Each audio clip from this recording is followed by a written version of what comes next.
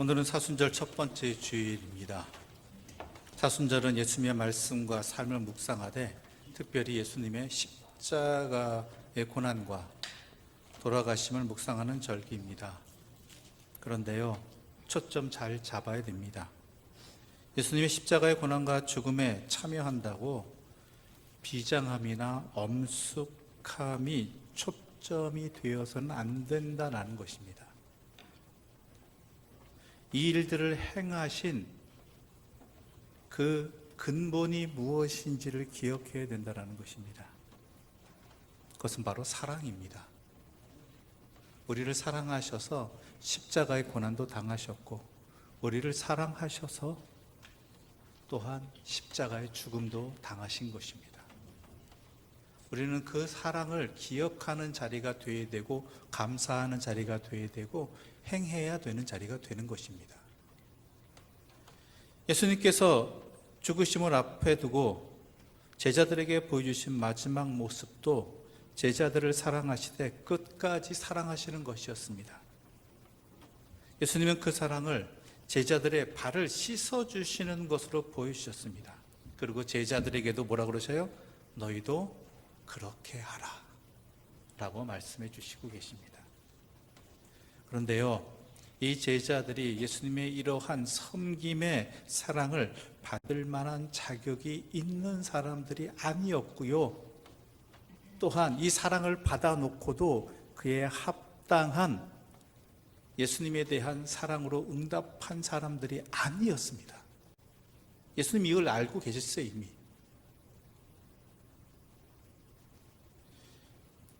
이 제자들이 예수님께서 잡히시던 그때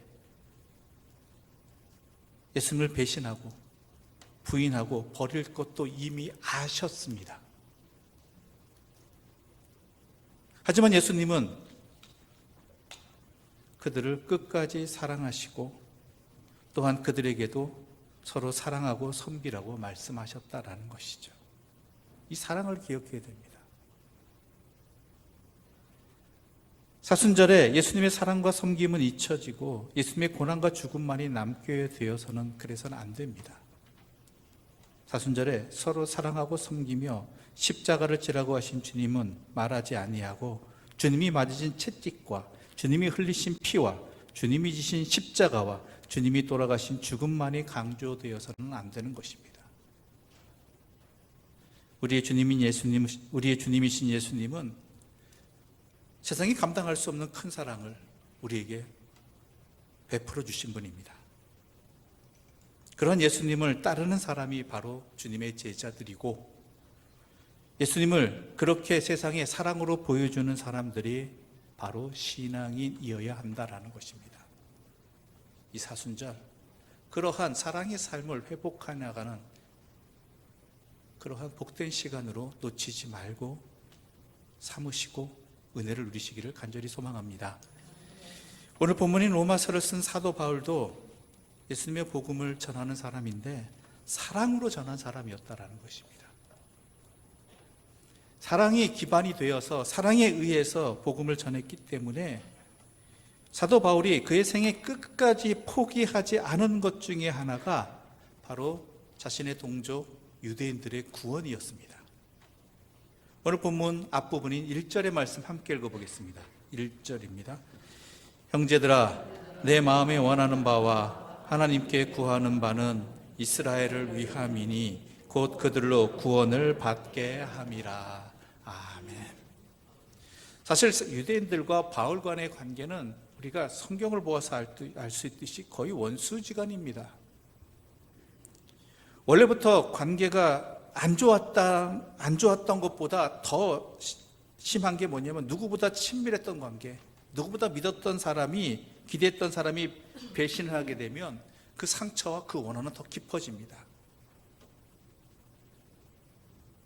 그래서 가말리엘 문화에서 열심히 공부한 사람이요, 유대인 중에 유대인이요, 바리새인 중에 바리새인이었던 사도 바울이 예수를 믿는 자로 돌아서자 그 배신감에, 그 상처에 너무나 심하게 깊이 베인 사람들 가운데 바울을 죽이기까지 먹지도 마시지도 않겠다고 결의한 사람들도 꽤 되었다라는 것이죠. 그리고 바울이 선교 사역을 하는 동안 내내 방해하고 심지어 죽이려고 했던 대표적인 세력들도 또한 이스라엘 사람, 유대교를 믿는 이스라엘 동족이었습니다. 그럼에도 불구하고 바울은 유대인의 구원을 갈망했고 포기하지 않았습니다. 왜냐하면 바울이 이미 예수님의 포기하지 않는 그 큰 사랑을 받은 사람이었기 때문입니다. 사도 바울은 예수님의 말씀대로 예수님을 핍박하던 데 앞장서던 사람이었습니다. 최선을 다했던 사람이었습니다. 그럼에도 불구하고 예수님은 그를 먼저 찾아와 주셨고 용서해 주셨고 사랑으로 품어주셨다는 것이죠. 그 사랑으로 인해서 사도 바울은요, 모든 관계를 넘어서고 또한 장애물도 이겨내고 심지어 바울의 추종자들의 반대에도 불구하고 자기를 이기고 자기를 낮추고 손을 내미는 유대인들의 구원을 위해 간절히 소원하고 기도하고 행하는 그러한 삶을 살아가고 사역을 감당할 수 있었다는 것입니다. 그러면서 사도 바울은 왜 유대인들이 그토록 메시아를 기다리던 유대인들이 하나님을 열심히 믿는 유대인들이 왜 예수님을 배척했는지에 대해서 말하고 있습니다. 왜 그들이 이렇게 했는가? 하나님 안 믿는 것도 아니고 열심히 없는 것도 아니고 메시아를 안 기다린 것도 아닌데 왜 그들은 그렇게 예수님을 배척했는가? 2절과 3절의 말씀 우리 함께 읽어볼까요? 2절과 3절입니다. 내가 증언하노니 그들이 하나님께 열심히 있으나 올바른 지식을 따른 것이 아니니라. 하나님의 의를 모르고 자기 의를 세우려고 힘써 하나님의 의에 복종하지 아니하였느니라. 바로 이것입니다. 유대인들이 예수님을 부인하고 배척한 이유는요, 올바른 지식, 즉 복음을 몰랐지. 올바른 복음이 무엇인지 몰랐기 때문이라는 거예요. 올바른 복음. 하나님의 의를 모른다라는 것이, 하나님의 의가 어떤 것인지 제대로 알지 못한다라는 거예요. 의를 얘기하는데 자기들의 의지, 하나님의 의는 제대로 알지 못한다라는 것이죠. 여러분, 의에 관해서 의를 판단하시는 분은 누구십니까? 하나님이셔요. 하나님. 의에 관해서 판단하시는 분은 오직 한 분, 하나님이십니다. 그러므로 내가 이만하면 됐지, 이만하면 의롭게 살았지, 다른 사람보다 낫겠지 아무리 생각해도 하나님께서 인정하시지 않는다면 의인이 될 수 없다라는 거예요.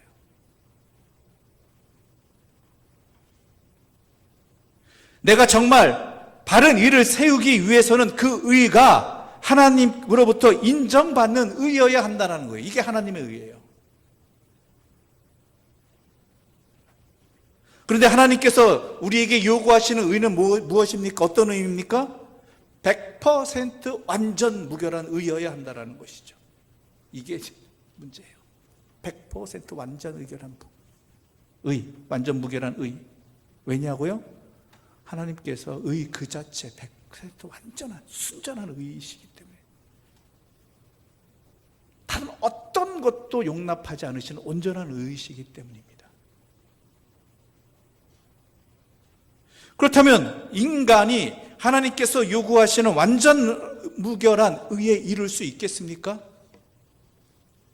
있으세요? 불가능하죠. 애초부터 불가능합니다. 첫 번째 아담부터 이미 타락함으로 말미암아 그 아담으로부터 태어난 사람들은 모두 본질적으로 죄인입니다. 본질적으로, 본질이.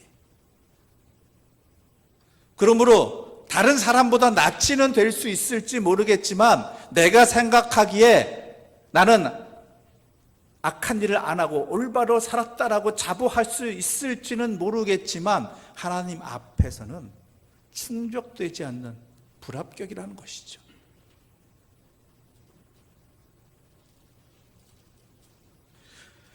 나 스스로는 도덕적인 삶을 살아가듯 보여도 하나님의 의의 기준에서 볼 때는 죽을 수밖에 없는 죄인은 흙으로 돌아갈 수 없는 에노스라는 거예요.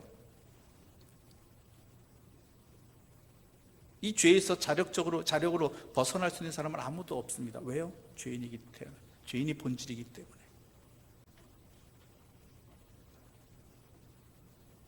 이런 하나님의 의를 모르니까 자기 의를 세우려고 하는 거예요. 착각하는 거예요. 자기가 의로우면 다 된 줄 아는 거예요.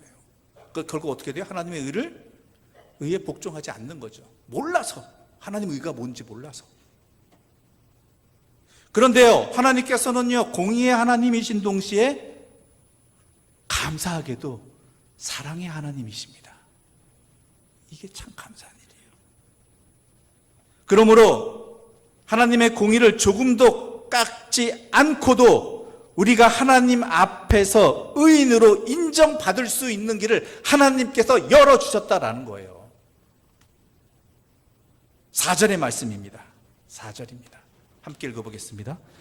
그리스도는 모든 믿는 자에게 의를 이루기 위하여 율법의 마침이 되시니라. 아멘. 예수 그리스도께서 율법을 완성하셨다는 얘기입니다. 예수 그리스도께서 인간의 몸을 입고 이 땅에 인간으로 오셨음에도 불구하고 하나님의 의, 율법의 1.1획도 어기지 아니하고 완벽하게 하나님께서 인정하시는 의를 이루시는 유일한 분이 되었다라는 거예요. 예수 그리스도께서. 그런데요, 이것으로만 예수님께서 완전 무결하게 의를 이루셨다라는 것, 율법의 1.1획도 어긋나지 않고 지키셨다라는 것, 이것만으로 끝났다라면 예수님과는 나오는 아무런 상관이 없습니다. 옆집에 아이가 100점 맞았다고 해서 내가 100점 맞은 건 아니잖아요. 그 아이는 그 아이고 나는 나일 뿐이에요. 그런데 이것이 예수님이 이것을 완전한 의를 이루셨다라는 것은 멈춰지는 것이 아니라 예수님께서 의의 삶을 완성하셨을 뿐만 아니라 그분께서 죄인된 나의 죄값을 대신 치르기 위해서 의인의 몸으로 십자가 위에서 못 박혀 돌아가셨다라는 것이죠. 즉 예수님께서 이 땅에 오셔서 완전한 의인이 되신 것, 의인의 삶을 사신 것은 죄 없는 순전한 하나님 양으로서 우리를 위해서 대속 제물이 되셨다라는 거예요. 그래서 내 죄값을 모두 씻어 주셨다라는 거예요. 이게 나에게 은혜예요. 따라서 내가 예수 그리스도 안에 있으면, 예수 그리스도로 옷 입으면 내가 여전히 죄인임에도 불구하고 하나님께서 예수 그리스도의 완전한 의로 말미암아, 예수 그리스도의 완전한 의를 통해서 의로 말미암아 그분께서 나를 위해 십자가에서 대신 죄값을 치러 주심으로 말미암아 나를, 그것을 보시고 나를 의롭다고 인정해 주신다라는 거예요. 그게 복음이에요. 예수가 그런 분이라는 거예요. 예수를 통해서 내가 이런 은혜를 입었다라는 것이죠. 예수 그리스도께서 십자가에서 나의 죄값을 대신 치러 주심을 내가 믿음으로 말미암아 하나님께서 나를 의인이라고 인정해 주신다라는 것이죠. 의인이라고 인정해 주신다. 내가 나 때문에 아니라 예수 그리스도의 피 때문에, 예수 그리스도의 보혈의 피 때문에, 구속의 은혜 때문에. 그런데 이스라엘은 이것을 몰랐다라는 거예요. 이것을 몰랐다. 하나님의 의가 무엇인지 모르고 예수 그리스도가 왜 이 땅에 오셨는지도 모르고 예수를 통해서 어떤 일이 일어났는지도 모른다는 거예요. 우리가 다 죄인이기 때문에 자신의 능력으로는 절대 의를 이룰 수 없다라는 사실을 몰랐고, 예수 그리스도의 의를 힘입지 않으면 하나님 앞에 설 수 없다는 사실도 몰랐다라는 것이죠. 그래서 3절 말씀 우리 다시 한번 읽어볼까요? 이 의미 속에서 3절 함께 읽어보겠습니다. 하나님의 의를 모르고 자기 의를 세우려고 힘써 하나님의 의에 복종하지 아니하였느니라. 그 사실을 모르는 이스라엘 백성들은 어떻게 해요? 하나님의 의에 복종하지 않았다라는 것이죠. 자기 능력으로 의를 완성할 수 없으며 오직 예수 그리스도를 힘입어야 가능하다는 이것을 몰랐다라는 거예요. 그러니까 하나님의 의를 거역하게 되는 것이죠. 예수 그리스도를 부정하게 되는 것이죠. 배척하는 것이죠. 내가 충분히 이룰 수 있는데 나 정도가 내가 왜 죄인이야 이렇게 되는 거예요.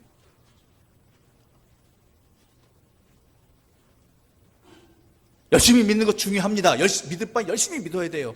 그런데요, 잘 알지 못하고 열심히 믿을 때는요, 이거는 커다란 잘못된 열매를 맺게 됩니다.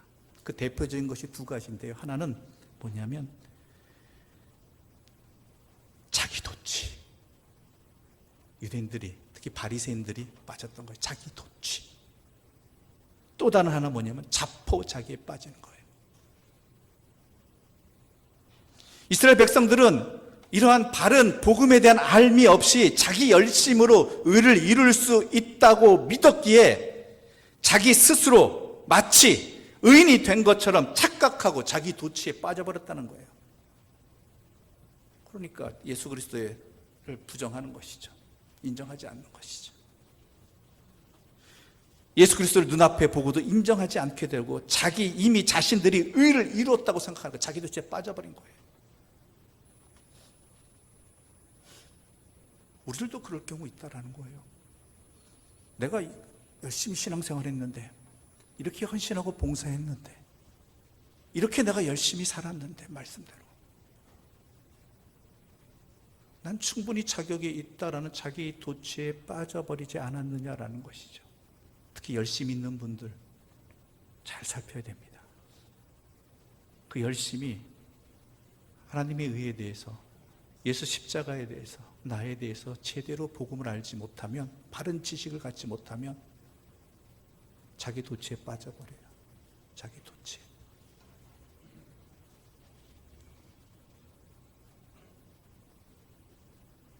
또 하나가 뭐냐면 복음을 제대로 알지 못한 채 열심을 다해 살아가는 사람 가운데 또 하나 나타난 증상이 뭐냐면 자포자기. 왜요? 주님의 말씀대로 살려고 해도 잘 안 되거든요, 이게. 여러분 다 겪어보셨잖아요. 나는 죄인입니다가 되는 거예요, 그냥. 말씀대로 살려고 하는데 안 되는 것이죠, 이게. 그러니까 나중에 어떻게 돼요? 내가 하나님의 자녀가 맞는가? 내가 구원받았다는 이 사실, 이게 진짜 나한테, 진짜 내가 구원받은 거 맞아? 근데 왜 내 삶은 이래?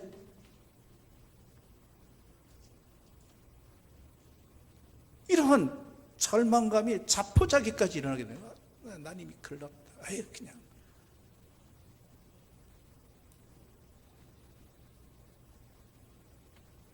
그래서 주님 말씀대로 살아가는 게 나도 모르게 포기되어지는 상황입니다.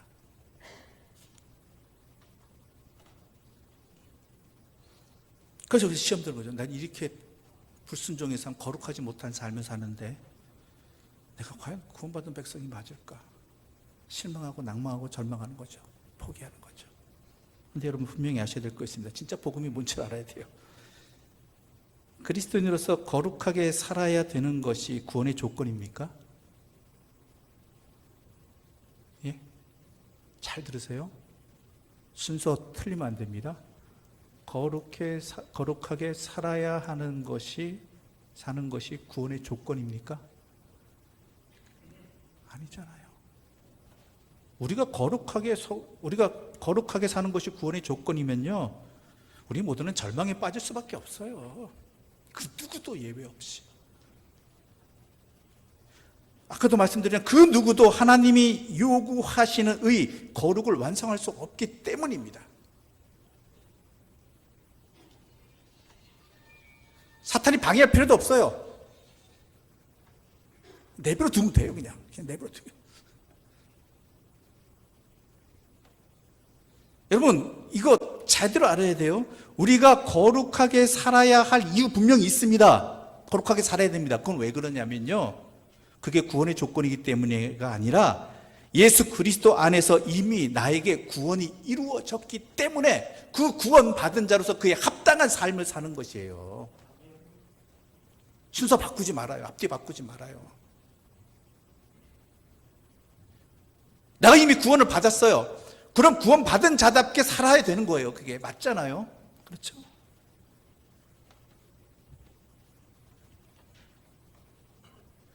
그러므로 내가 이미 주님으로부터 구원을 받았기 때문에 거룩하게 살아야 한다는 이 순서를 정확히 알고 있으면요, 자신에 대해 절망을 느낀다 할지라도요, 자포자기하지 않게 돼요. 왜요? 나는 이미 구원받은 자잖아요. 물론 우리는 절망합니다. 내가 주님께 내 삶의 중심을 틀었음에도 나는 여러 한계 때문에 온전한 의를 이루지 못해서 절망감이 듭니다. 안 된 사람 하나도 없어요. 저도 그렇고 뭐 다 수시대 떨어지는 거죠. 그때 주 예수 그리스도께서 그분의 의로 나의 부족한 부분을 채워서 이미 의인으로 삼아주셨음을 깨닫고 하나님의 은혜를 맛보는 자리로 나아갈 때, 하나님 앞에 나아갈 때 우리는 하나님께서 형편없는 나에게 날마다 채워주시는 그 은혜를 말미암게 되고, 그 은혜로 말미암아 성숙해지는 삶의 경험을 하게 된다는 거예요. 무슨 얘기냐? 예수님의 비유 가운데 탕자 비유 있잖아요. 그렇죠? 탕자가 무지 잘못을 했잖아요. 그치? 나이라자면 기니까 아다시피 되게 잘못한 사람 아들이에요. 그럼에도 불구하고 그가 아버지께로 돌아왔을 때 아버지가 어떻게 했죠? 품어주고 회복시켜 주시고 은혜를 베풀어 주셨다. 왜요? 그 아들이 무슨 자신의 잘못에 대한 회개를 했나요? 아니, 뭐 거의 합당한 어떤 조건을 채웠나요? 아니에요. 아버지를 버리고 떠난 아들이에요. 그럼에도 불구하고 그에게 변함없는 자격은 뭐였어요? 그가 그 아버지의 아들이었다라는 거예요. 그 아버지의 아들. 그리고 그가 한 건 뭐예요? 아버지께로 돌아왔다라는 거예요. 우리의 삶에 많은 한계 때문에, 나의 어리석음 때문에, 죄악됨 때문에 우리가 어긋난 길을 가다가도 우리가 그것을 깨닫고 아버지께로 돌아오면, 나는 어떤 받은 사람이에요? 이미 구원받은 사람이니까, 하나님의 자녀니까 구원받았다는 것이, 하나님의 아들이니까 그 아들을 품어주시고 용서해 주시고 회복시켜 주시고 힘을 주시고 자녀답게 살아갈 수 있도록 이끌어 주시는 분이 우리 하나님 아버지시고, 그 이유는 내가 구원받은 자이기 때문이라는 거예요. 그러니까 절망감에 우리는 자포자기할 수 없는 것이죠. 하나님 바라보고 하나님께 돌아가고 하나님께 힘을 구하면 되는 것이니까. 그러면서 나는 어떻게 해요? 자녀다운 삶을 더욱 성숙되게 살아갈 수 있는 것이죠. 이전의 실패를 통해서 더욱 하나님의 은혜를 깨닫고 하나님의 사랑을 깨닫고 내가 더욱 하나님의 자녀답게 살아야겠다는 그러한 응답이 나올 수밖에 없는 거예요. 이게 복음이에요. 이걸 우리가 알아야 돼, 제대로.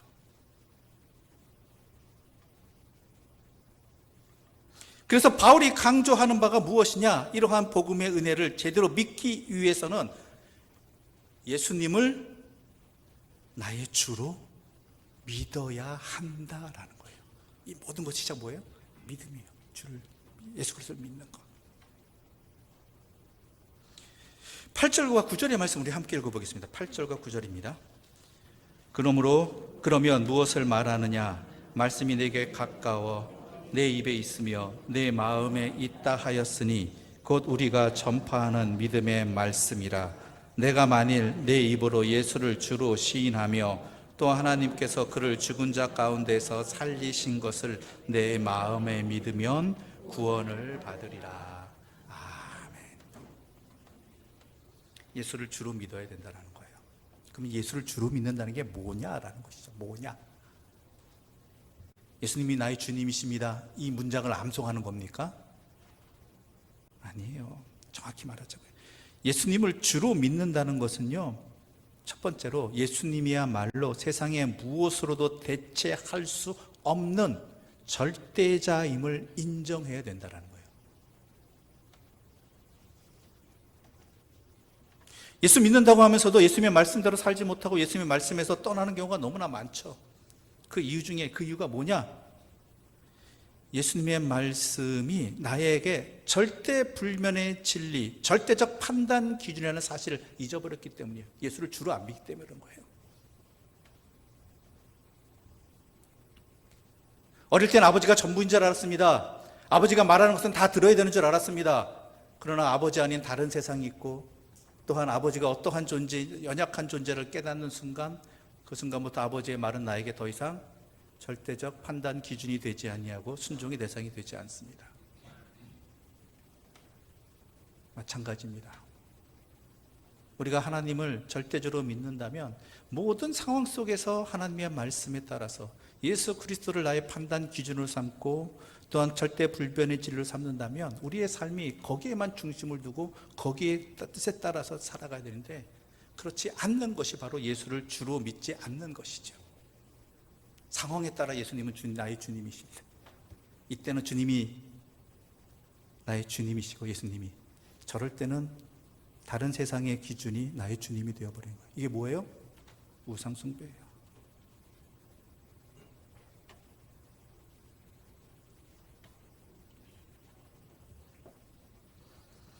또한 예수를 주로 믿는다는 것은요, 예수님께서 나를 속죄해 주시기 위해 죽으셨음을 믿는 거예요. 그 얘기는 뭐냐? 나는 죽을 수밖에 없는 죄인임을 깨닫는 것이고요, 그럼에도 불구하고 하나님께서 예수의 보혈을 통해서 나를 구원해 주셨고 용서해 주셨고, 하나님께서는 예수의 보혈을 보시고 그 피로 말미암아 나의 모든 죄가를 도말해 주시고 나를 의롭다고 인정해 주시고 심판으로부터 건너뛰게 해주시고 패스 오버하게 해주신다는 것이죠. 그러므로 십자가를 볼 때마다 나를 위해 피를 흘리신 예수 그리스도의 사랑과 아픔에 내가 합일이 되는 게 예수께서 나를 위해 죽으셨다는 것을 믿는 것이에요. 십자가를 볼 때마다, 예수님을 생각할 때마다 내가 주님과 하나가 되어지는 것.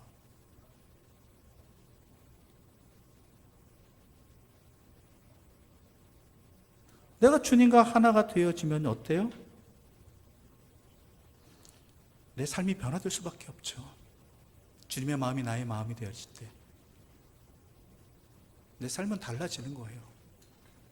여러분, 한창 연애할 때 어때요? 그 사람을 생각할 때 내 삶이 달라지잖아요. 그 사람이 내 안에 들어왔을 때. 연애할 때뿐이에요? 자녀를 낳았을 때, 내 자녀가 내 마음에 들어와서 나와 하나가 될 때 내 삶은 달라져요. 이전과 내가 저런 게 있었나 할 정도로 삶이 달라져요.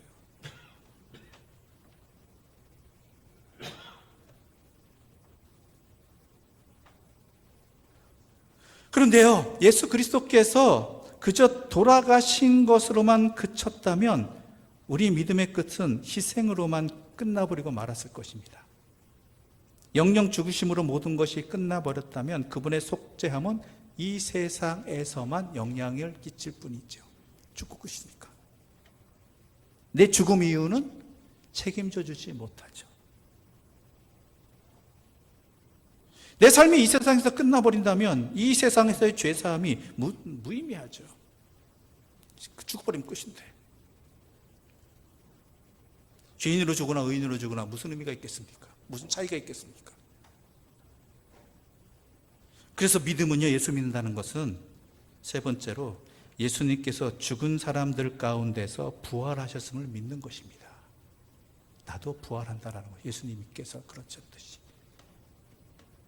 영원한 생명에 부활하셨다는 걸 믿느냐라는 거예요. 그러면 내 삶은 달라질 수밖에 없어요.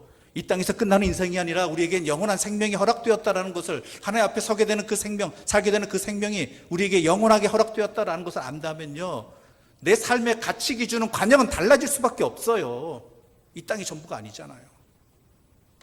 이 땅은 찰나잖아요. 이 세상은.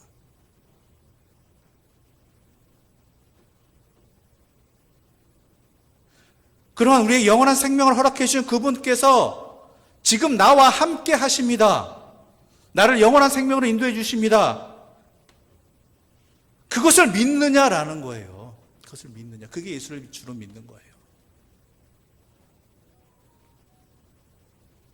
예수님을 믿으십니까?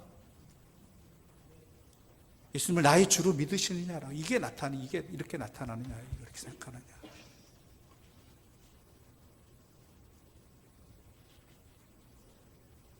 그래서 10절에서 사도 바울은 이렇게 말합니다. 함께 읽어보겠습니다. 사람이 마음으로 믿어 의에 이르고 입으로 시인하여 구원에 이르느니라. 아멘. 두 가지가 강조되죠. 마음으로 믿어야 되고 입으로 시인해야 된다. 잘 들으셔야 돼요. 마음으로 믿어진다는 것은 주님과 마음이 하나가 되어지는 거예요. 주님의 마음이 나의 마음. 또한 나를 위해 십자가에 못 박히셔 돌아가신 그 아픔과 고통이 나의 아픔과 고통으로. 그러니까 내가 이렇게 이런 아픔과 고통이 있는데 예수님께서 나를 위해서 그 아픔과 고통을 당하셨다라는 것을, 나 때문에, 나를 위해서.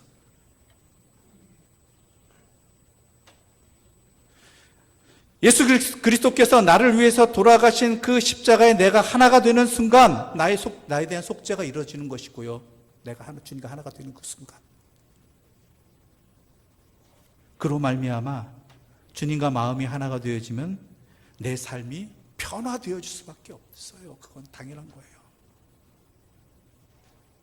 여러분, 입으로 시인한다는 게요, 우리가 말하는 말로만 그런데 예수 그리스도, 예수님은 나의 구주십니다, 이거 아니에요. 이 당시 입으로 시인한다는 건요, 내 삶이 그렇게 바뀌었다는 거예요. 그렇게 살아간다는 거예요. 말하는 거 지켜야 되잖아요. 그렇죠? 말한다는 건 그걸 지킨다는 의미예요. 내 삶이 그렇게 변화되어진다는, 그렇게 살아간다는 거예요. 입으로 시인한다는 것은.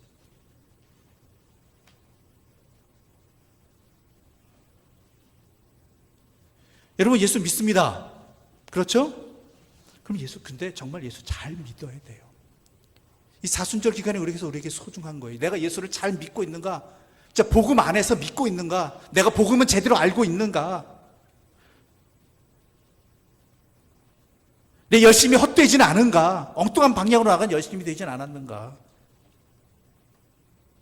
예수님 믿어도 열심히만 믿지 바른 복음을 알지 못하면 유대인처럼 되어버립니다.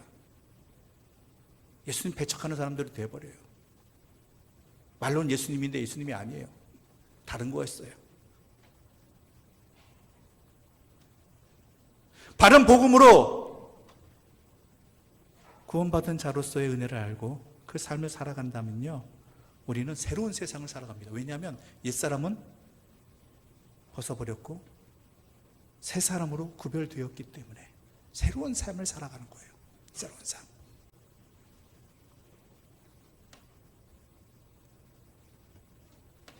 이 사순절을 통해서 이 새 생명이, 나에게 허락되어진 이 새 생명이 무엇인지, 그로 말미암아 살아가는 새로운 삶이 무엇인지 다시 한번 주님의 십자가를 바라보면서 주님의 사랑을, 이러한 사랑을 깊이 깨달으면서 우리가 이 사순절 기간 동안 내가 어떤 존재로 새롭게 되었는지, 그러므로 주님의 마음과 하나가 되어서 어떤 삶을 살아, 세상을 어떻게 바라보고 어떻게 살아야 될지를 다시 한번 깨닫는, 회복하는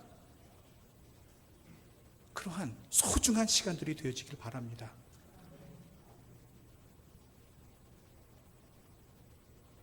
구원받은 것은요, 생명을 얻은 것입니다. 예수님의 생명으로 사는 것입니다.